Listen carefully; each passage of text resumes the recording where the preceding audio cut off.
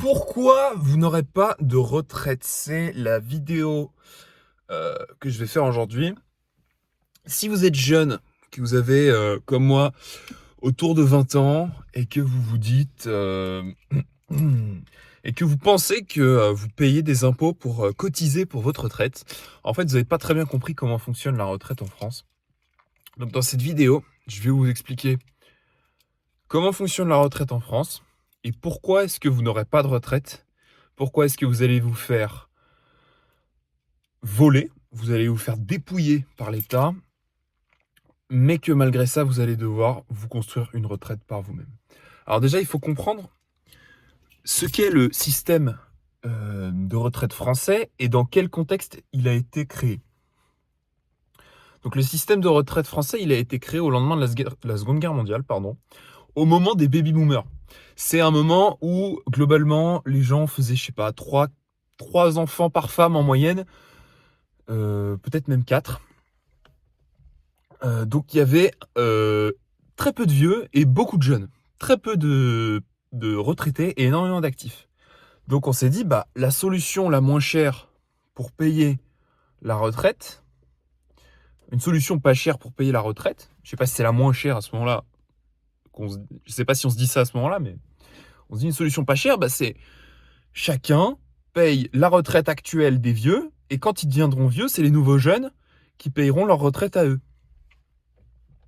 Et en fait, c'est comme si on cotisait. C'est pour ça qu'on vous dit, vous cotisez pour votre retraite. En fait, non.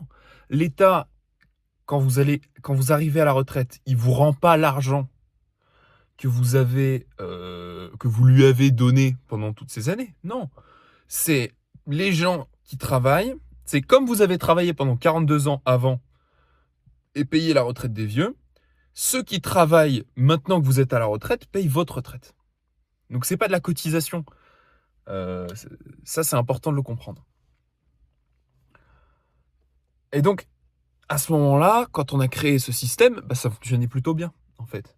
On avait, si mes souvenirs sont bons, quelque chose comme 4 actifs pour un retraité. C'est-à-dire que c'est-à-dire que chaque actif devait payer un quart de retraite, en gros. Donc, si vous gagnez 1000 balles, bah, ce qui à l'époque est pas mal, mais allez, on va dire si vous gagnez 2000 euros, vous aviez 500 euros à donner en retraite. Non, je dis de la merde en fait. Je dis n'importe quoi, puisque un quart de retraite, c'est quoi? C'est 250 euros. Donc en fait, ça représentait une part assez ridicule finalement de votre salaire. C'était un système qui pouvait fonctionner. Et puis en fait, un problème est arrivé, c'est que les gens commençaient à arrêter de faire des enfants. Donc il y avait de plus en plus de vieux et de moins en moins d'actifs. Et aujourd'hui, on en arrive à un moment où vous avez 1,5 actifs par retraité. C'est-à-dire que 3 personnes doivent payer 2 retraités. Donc c'est super cher. Il y a des pays où c'est pire. Le Japon, c'est... Je crois que c'est 2 actifs pour un retraité.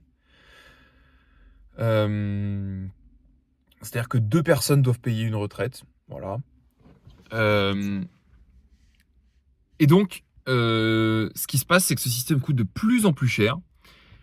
Et vous allez me dire, bah oui, mais du coup, si ça coûte cher, on peut arrêter. Bah non, c'est tout le principe du truc, c'est que vous pouvez pas. C'est que si vous arrêtez de donner votre argent à l'État pour qu'il le donne aux retraités, bah vous allez en prison. Donc qu'est-ce qui se passe? Le nombre de vieux continue de grossir, le nombre de jeunes continue de diminuer. Il n'y a qu'à regarder la courbe démographique en Europe actuellement et comment enfin plutôt la pyramide des âges, l'évolution de la pyramide des âges en fait. Pyramide des âges saine, bah c'est, je sais pas, taper Israël par exemple, c'est une pyramide des âges très saine. Alors que la pyramide des âges française, regardez la pyramide des âges des pays de l'Est, Pologne, pays baltes, le Japon, la Corée. C'est des pays, il y a plus de gens qui ont 80 ans que de gens qui sont nés cette année, de zéro. Donc on arrive à un moment où en fait, quand on gagne un salaire, il faut qu'on donne la moitié pour payer la retraite de quelqu'un. Donc c'est plus soutenable. Vous allez me dire, bah c'est foutu alors, c'est terminé, on peut rien faire. Bah si, la solution elle est simple, c'est d'arrêter de forcer les gens et que les gens fassent ce qu'ils veulent. Si le moins coûteux, c'est de payer la retraite de ses parents, bah, ils leur donneront eux-mêmes. Si le moins coûteux, c'est de économiser un peu chaque mois, investir un petit peu et de reprendre l'argent après quand on arrive à la retraite, bah, c'est ce que les gens vont faire. Malheureusement, vous ne pouvez pas. Vous êtes obligé de payer pour la retraite des boomers. Et vous en aurez pas. Parce que le nombre de vieux continue d'augmenter, le nombre de jeunes continue de baisser. Donc le message important de cette vidéo, c'est vous allez vous faire dépouiller, en tout cas si vous restez en France, vous pouvez partir ailleurs qu'en Europe pour éviter de payer la retraite des vieux. Donc vous allez vous faire dépouiller, mais vous allez devoir vous construire une retraite vous-même. Aujourd'hui, c'est quoi la solution la moins chère pour se construire une retraite ?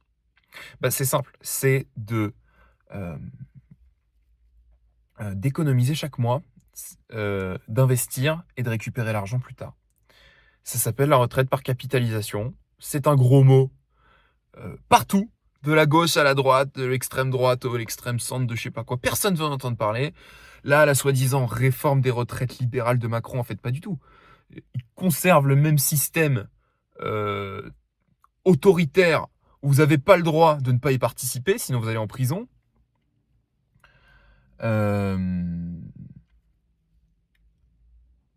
Tout en... putain, j'ai perdu mes mots. Vous conservez le même système totalitaire, mais juste vous inventez un petit peu l'âge de départ à la retraite. Donc il n'y a rien de fondamentalement radical là-dedans. Donc vous devez investir, mettre de côté tous les mois. Et la meilleure solution pour ça, pour épargner, c'est certainement pas le livret A, le compte courant encore moins. L'inflation réelle, elle n'est pas à 8%, elle est à beaucoup plus. Elle est peut-être à quelque chose. En réalité, sur les produits de la vie de tous les jours, elle est peut-être à 20-25%. Sur la bouffe, l'électricité, l'essence, sur tous les lecs, là, il y a des trucs qui passent, ils mettent des taxes en plus, ils remontent la TVA. Bref, c'est assez catastrophique. Donc, mon conseil, les amis, c'est d'investir dans Bitcoin. Je ferai une vidéo pour vous expliquer ce qu'est Bitcoin, comment ça fonctionne et c'est quoi l'intérêt de ça. Grosso modo, ce que vous devez vous dire, c'est que Bitcoin, c'est rien de plus que du vrai cash. C'est-à-dire de l'argent qui appartient à personne, que personne ne contrôle, parce qu'en réalité, l'argent que vous possédez, l'euro, si l'État veut créer... S'il y a de l'inflation, c'est parce que l'État le crée. C'est parce que l'État n'arrête pas d'imprimer de l'argent. Le Bitcoin, c'est une monnaie qui n'est contrôlée, imprimée par personne. Il y a un nombre limité de Bitcoin, c'est 21 millions. Il n'y en aura jamais plus. Et ça veut dire quoi ? Ça veut dire que c'est une monnaie qui va jamais perdre en valeur. Alors, elle le fait de façon ponctuelle, mais c'est une monnaie qui ne peut pas connaître d'inflation gigantesque parce qu'elle est protégée contre la censure. Donc, je vous conseille d'investir dans le Bitcoin, en particulier d'investir dans le minage de Bitcoin. Et demain, je vous ferai une vidéo pour vous expliquer ce que c'est, comment vous pouvez miner depuis chez vous, avec aucun matos, et combien ça peut vous rapporter sur le long terme. Voilà les amis, n'hésitez pas à liker, à vous abonner, à commenter, partager, tout ça. En attendant, moi je vous souhaite bon courage, restez libre, restez fort, et à bientôt.